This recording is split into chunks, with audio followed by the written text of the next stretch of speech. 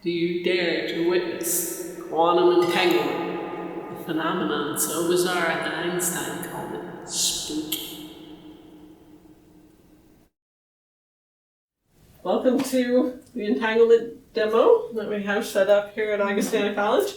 I'm going to walk you through some of the pieces of our equipment that we use to make our demo. The first important piece is this laser pointer right there. Mm-hmm. It looks just like a laser pointer, and it is, but it's a very bright violet laser pointer. Okay. So it's going to be the reason that we will be covering all of this with cardboard and wearing safety goggles to protect our eyes from the very bright violet light. Mm-hmm. So that bright violet light, you might remember, violet is the high frequency end of the visible spectrum. Mm-hmm. And high frequency means that each photon has a lot of energy. Right. So we have high energy photons coming in, this beam from the laser pointer. From the laser pointer, that violet light travels to the BDO crystal, beta barium borate. Okay. It's a very special crystal, and when this bright violet light strikes that crystal, it can do something that seems to me like magic. The one high energy photon of violet light can be, it's called down conversion. It can be down converted. It can be turned into two lower energy photons. And the low energy, low frequency end of the spectrum is the red end. Right, so this will be way at the very edge of our visible spectrum at the red end. Okay. And there won't be very many of them. Mm-hmm. Not very many of these violet photons get down converted into a pair. Okay. So it'll be very dim, only a few photons, only few hundred photons maybe, and very edge of our visible ability. So we won't be looking at it directly. So each of those two photons, the low energy photons, will head in slightly different directions, each at the same angle from the center, and they will enter our fiber optic couplers, and the fiber optics will carry it to our detectors to be detected by the electronics and counted by the computer. Okay. So the computer will count how many of these pairs. It will be counting, I've got one photon in each of these detectors. If it sees one in each of those detectors, that's called a coincidence, and it will count how many pairs it sees from the down-converted photons. All right. Okay? The really special thing about not just that we take one high-energy photon and turn it into two lower-energy photons, but those two photons are polarization entangled. Okay. Okay. So what does polarization entangled mean? So let's talk quickly about what polarization means, and then we'll see what it means for them to be entangled. Okay. All right. So polarization might be familiar to you because of polarizing sunglasses. And so I have a couple of pairs of polarizing sunglasses. And what polarization means is the direction of oscillation of the light wave. So light is a wave, an electromagnetic wave, and that electric field has a direction. Right. And so the electric field could be oscillating vertically, it could be oscillating horizontally, it could be oscillating at some angle, and ordinary light is going to be sort of a mix of all possibilities, but the polarizing sunglasses are made to pick out one particular direction, the vertical polarization. So if light gets through these polarizers, it will be vertically polarized. Okay. The electric field will be oscillating vertically. So we have one pair of polarizers, one pair of sunglasses that picks out only the vertically polarized light. Only the vertically polarized light gets through. Right. And if we put a second pair that also lets vertically polarized light through, it pretty much lets everything through that would have gotten through the first one. Yeah, looks almost pretty much the same. What happens if I tip? If I wear my sunglasses sideways? It's now the horizontally polarized light that gets through. It's now the horizontally polarized light that gets through. So if horizontally polarized light gets through that one, will it get through the one that only lets vertically polarized light through? No. So pretty much none gets through when one only allows for vertically polarized light and the other only allows horizontally polarized light. There's nothing left, then pretty much none gets through. It's very dark. What do you think will happen if you turn that to 45 degrees? About half of it Okay. will get there. Okay. Well, this only lets vertically polarized light through. Right. And that's not vertical. No, but it's halfway between vertical and horizontal. So, yeah. So 45 degrees, you're familiar with vectors, of course. Vector at 45 degrees is an equal amount vertical vector and a horizontal vector. Right. So the electric field at 45 degrees will be partly vertical and partly horizontal. It will let about half of the light through. It's, as you say, halfway like vertical and halfway like horizontal. Yeah. So if you rotate that around, you can see it change from none getting through to some getting through to pretty much all of it getting through. Yep.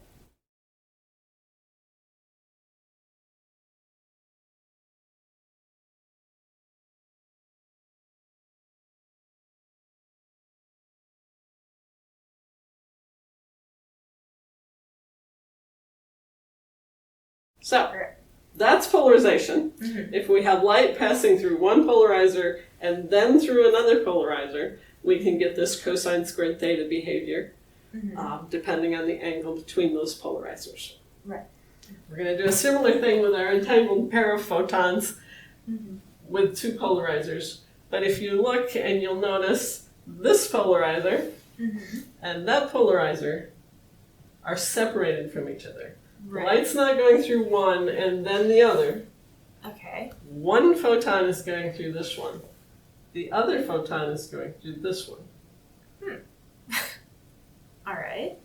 So if these were separated from each other, is one polarizer going to care that I rotate this one around? That won't make any difference with ordinary light. Right. But if the light that passes through one is entangled with the other, they're correlated, basically is what it means that they're entangled, so that the polarization of the photon that goes through this is the same as the polarization of the photon that goes through this one, these two.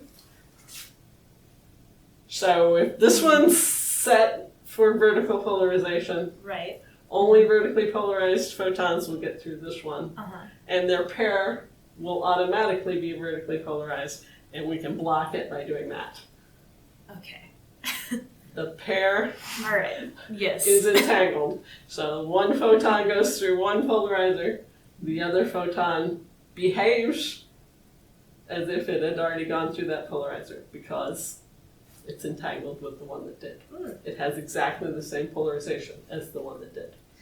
So I can set this one for, say, vertical and rotate this one and see a cosine squared theta. So our entangled photons come in pairs, and we don't want to pick up anything else. We just want to see what a pair is going to do if they're entangled. So what we're going to do, this is going to count our photons, but it also looks to see if there's one photon in each detector at the same time. Okay. And that's called a coincidence. So these bottom two graphs are labeled coincidence.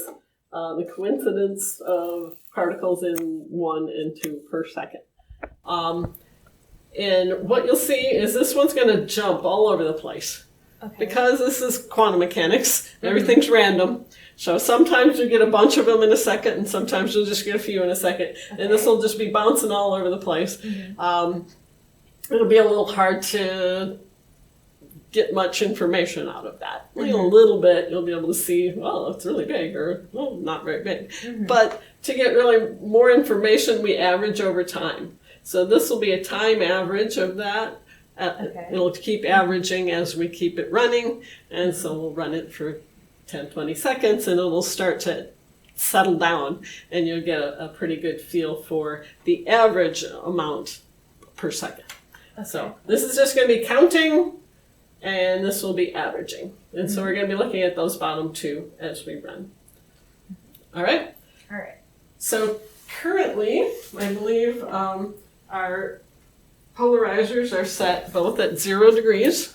Okay. So they're both set vertical, like you would have your polarizing sunglasses. Right. And so what gets through one, its partner particle should get through the other one. Okay. So let's just count and see what we get, and then compare that to other things. Okay? All right. So if we press run, and we start counting, and you can see this is bouncing up and down randomly. But the count average has pretty much settled down to around 50. Okay?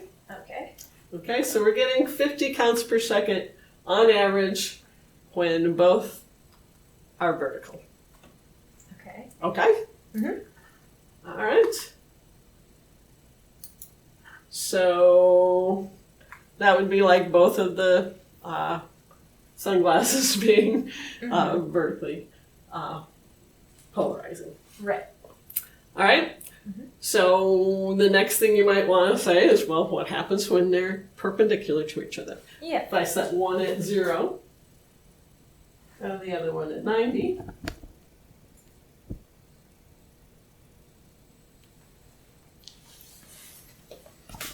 What do you think we'll get? A lot less than that. Okay. So light goes through one if it's vertically polarized, so the other one should be vertically polarized because they're entangled. Right. And then it wouldn't get through the horizontal polarizer. So let's see what happens. Okay.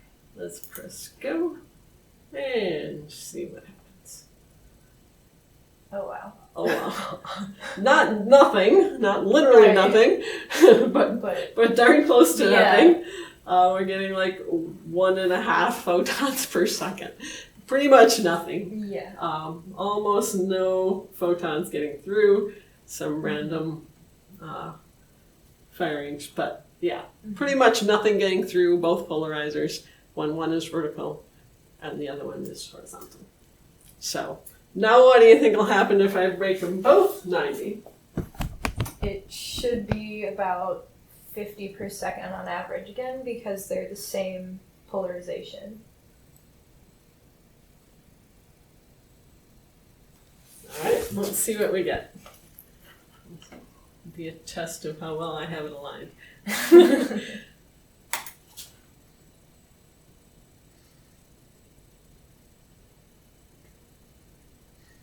All right, we're getting a lot again. We're getting more, which I said it's a test of how well I have it aligned. I don't have it perfectly aligned to give equal amounts of horizontal and vertical, apparently. But we're getting like 80, 90 per second instead of 50 per second. So there's more horizontally polarized than vertically polarized. But when they were crossed, you got almost nothing. Right. And we can rotate it through. We can set one at 0 and rotate it through and see a cosine squared theta, approximately a cosine squared theta behavior with the angle between the two. Do you have any questions about that? Can we see what would happen if we set one at 0 or 90 and the other one at 45? Okay. Yep. So let's... Or in between. But yeah, so we expect... all right, so I set that one at 0 and 45. So 0, 0, sorry, I'm talking to the polarizer. 0, 0 gave us about 50. Right. So 0, 45 should be less than that. Right. 0.90 gave us 1.5. So it's probably going to be somewhere in between if it behaves as we expect it to be. When 1 is 0, 1 is 0 and the other is 45. Okay.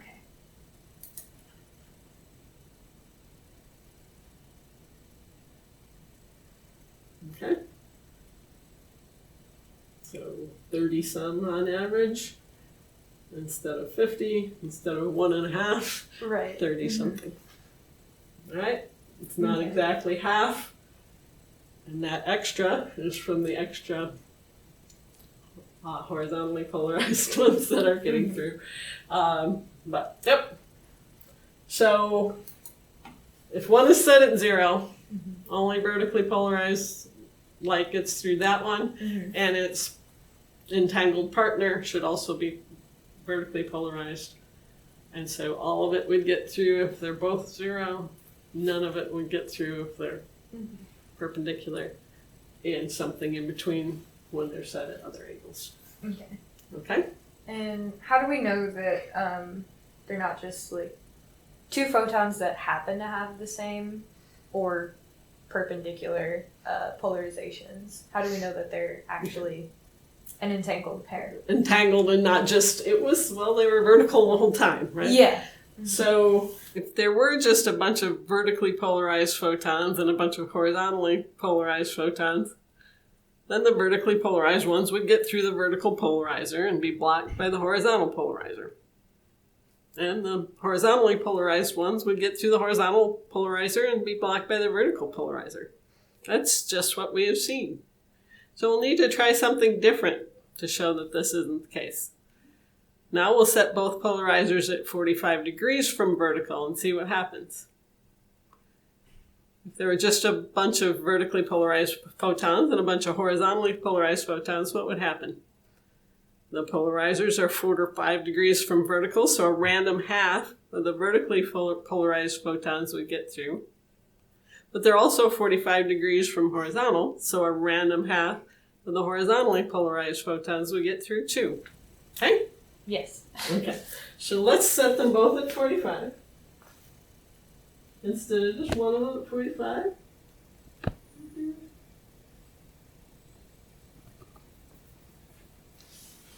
All right, now let's see what we get.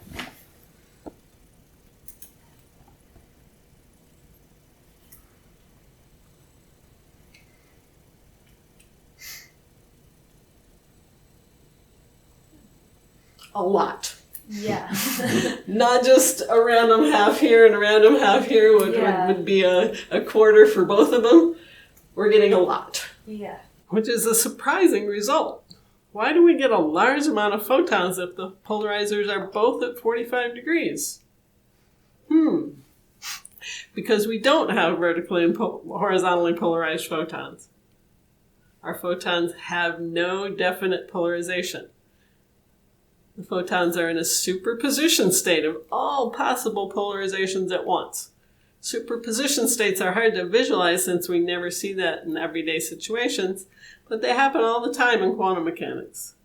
What's more, the states are entangled, so even though each photon has all possible polarizations at once, both photons' polarizations are the same. They're completely correlated. If one of the pair goes through a polarizer, we know its polarization direction, and we also know the polarization direction of the other photon in the pair, since they are always the same. So what does this entangled superposition state do when the polarizers are set at 45 degrees? If both polarizers are set at the same angle, whether it's horizontal or vertical or 45 degrees clockwise, whatever, then if one of the pair gets through, both will get through. That means if both polarizers are set at 45 degrees clockwise, we will get a maximum amount of pairs through, just like we did when both polarizers were vertical or when both were horizontal. Okay. And you know what? What if I set one at 45 and negative 45? then it would be almost nothing again. Almost nothing again if they're entangled, but it would be a random half again if it were just, some of them are horizontally polarized and some of them are vertically polarized. It wouldn't care. 45 versus negative 45, it wouldn't care. Right. But if they're entangled, I should get almost nothing. Because the polarizers are perpendicular to each other. If one photon goes through one polarizer, then the other photon in that pair will be blocked by the perpendicular polarizer. There should be almost no coincidence counts with this setting, just like when we had one polarizer vertical and the other one horizontal. Okay. So let's try that. All right. And try 45. Negative 45 is 315, right? All right, so they're set at 45, negative 45. Let's see what we get. This is the drum roll here. Okay.